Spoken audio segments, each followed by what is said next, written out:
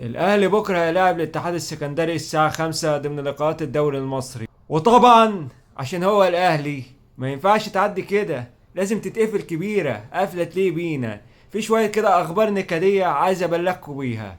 واحد، طبعا احنا عارفين ان محمد شريف في ماتش ايجل نوار اللي كسبه الاهلي 1-0 طلع واتغير بسبب العضلة الخلفية، واكتشفوا ان الاصابة اللي عنده دي من الدرجة التانية.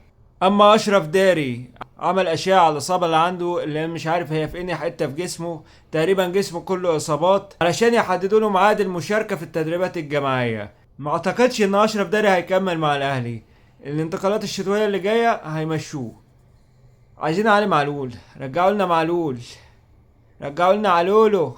اما بالنسبه لجدي يسترب، فهو طلب شويه طلبات كده، عايز مهاجم صريح، وعايز قلب دفاع، وعايز باك ليفت. بقول لك ايه يا جدي، مش عايز دي في دي بالمره؟ دي في دي ايه يا جدي؟ ايه الطلبات دي كلها؟ بس هي طلبات طبيعيه يعني، لان مفيش باك ليفت في الاهلي، مفيش حد قادر يغطي مكان علي معلول. اما عن امام عاشور، هو للاسف مش هيلحق السوبر المصري، لان لسه الانزيمات اللي في جسمه ما نزلتش للحد الطبيعي.